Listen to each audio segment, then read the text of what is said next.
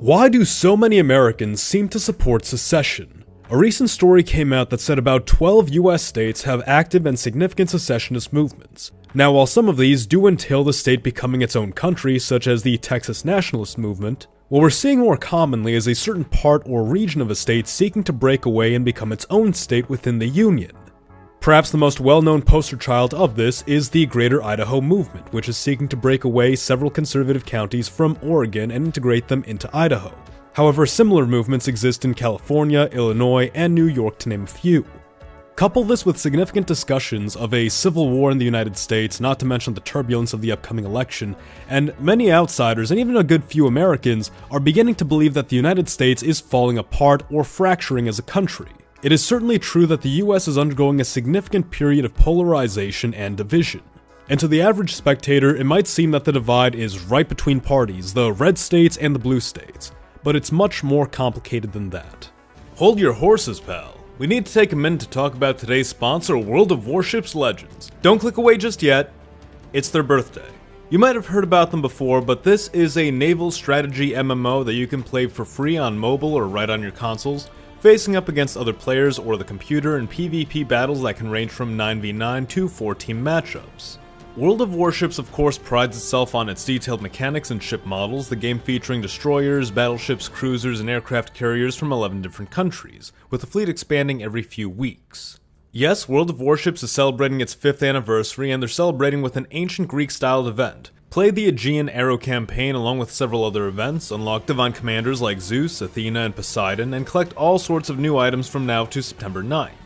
Follow the link below to start playing for free and get in on the birthday perks while they last, and if you're a new player, you'll get a sweet new starter pack featuring the American Tier 3 premium battleship Arkansas, yes, I know how to pronounce that and I'm not going to take that back, German Tier 3 cruiser Karlsruhe, that one I don't even know how to pronounce, 7 days of premium membership, 10 red, white, and blue camouflages, and 10 hunter camouflages.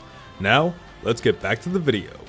Why would a certain region of a state want to break away and become its own state? Why would it want to join a more conservative state? What drives a population to want to be more independent? The answer is very plain and simple, and it's representation.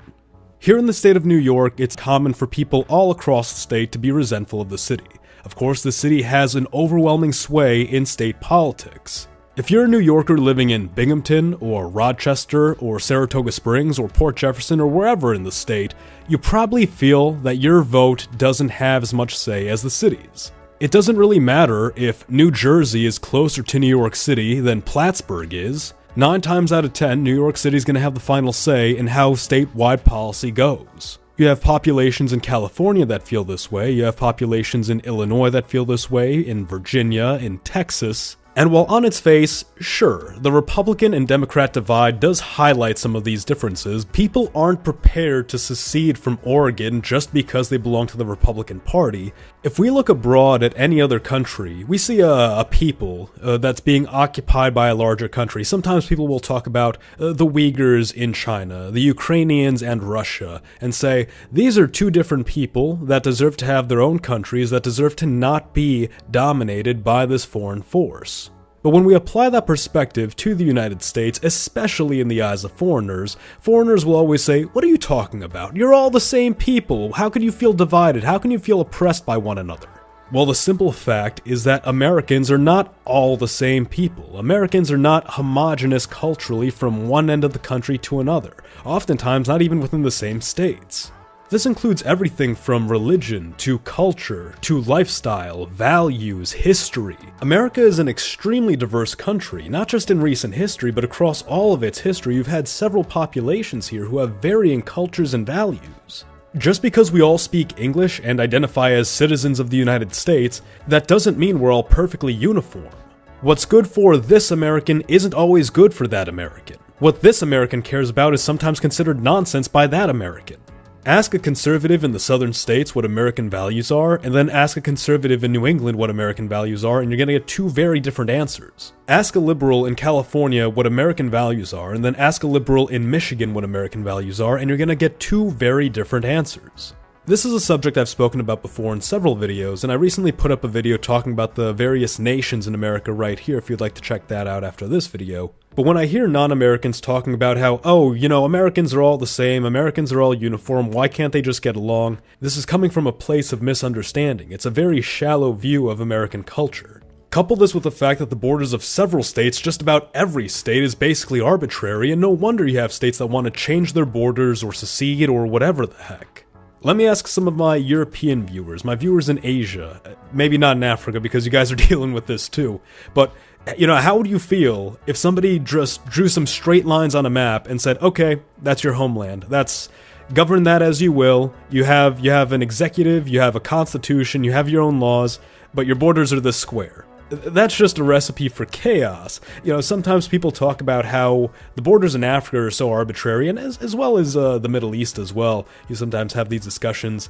You're going to have division. America, of course, isn't as widely diverse as a place like Africa or the Middle East might be, but still, you have those differences, and a failure to properly represent those differences within state units, within certain polities, that's going to lead to division. That's going to lead to people inside these polities saying, I have no representation. I want to be represented. I want to have policy that represents me. This is why I talk about the ideology of Utahism. And for those of you unfamiliar, again, the premise of Utahism is you have Utah, which was founded by the Mormons to be sort of a safe haven, a homeland, a Zion for themselves. The Mormons have remained the dominant group in Utah since its founding, and the results speak for themselves. It's ranked as one of the happiest states in all of the Union, insofar as quality of life, sense of community, satisfaction with politics. It's a model state that other states should take inspiration from. Hawaii is another good example of this, and sure, people might say, oh, everybody would be happy if they were living on a tropical island.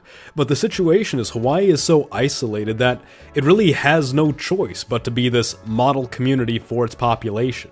I think as a country, it's long overdue that we change our state borders. We need state lines that actually reflect our lives. State borders by the people and for the people. I can't at all blame these counties in Oregon for wanting to join Idaho. And I'll emphasize that I don't think the Greater Idaho movement is a perfect movement, but it's a good start. On its face, it looks like a bunch of Republican counties that want to join a more Republican state, and that's all fine and dandy. If other states follow that line of thinking, I think that's fine as well.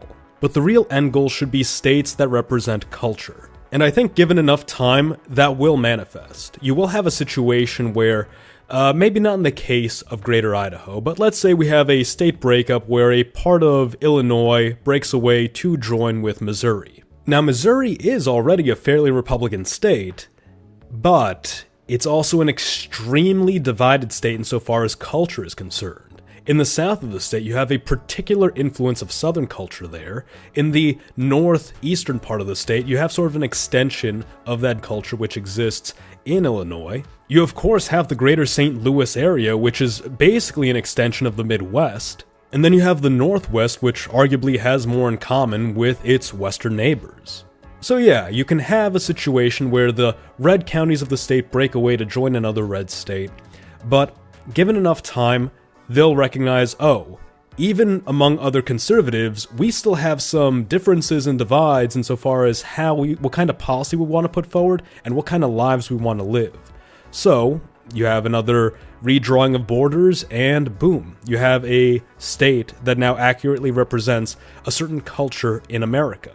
Frankly, even for the Greater Idaho movement, it is an uphill battle. You're looking at a lot of approval that needs to be achieved, both at the state legislature for both states, as well as then going to Congress and achieving approval there. I think this is definitely something that should be remedied. Oftentimes, people will say, oh, well, we can't change state borders, it's not worth it, it's going to take too much effort. Given the situation we're in with this level of polarization, I think a bit of effort is worthwhile. But it's true, it is difficult, and because of that, there should be some solution or way of making this easier. Just as a rough idea, one of the things that could be done is perhaps a passing of a constitutional amendment which allows certain counties to petition to become their own state. And let's say if the counties have a population of 1 million people or over, it can go through and they can become their own state, or they can join up with another state. The reason I'd say a population of 1 million would be a good number to go for is because of the representation issue.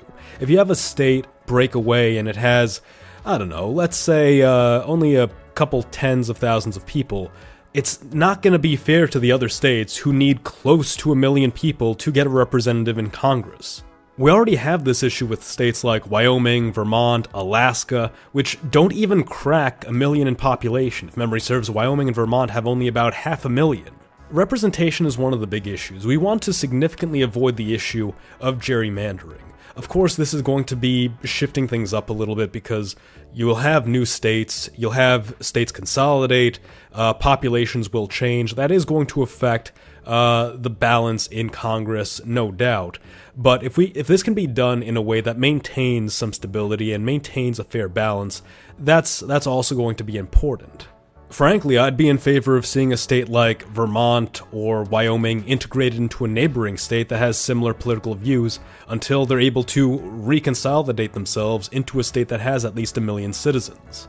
But those are just my thoughts on the issue. I think Utahism would really go a long way to alleviating a lot of these divides that we have in the country and actually giving the several different people in this country fair representation and just ending this divide at the national level where it's like, well, everything needs to go my way, or, you know, I'm gonna secede, I'm gonna start a civil war, this sort of thing.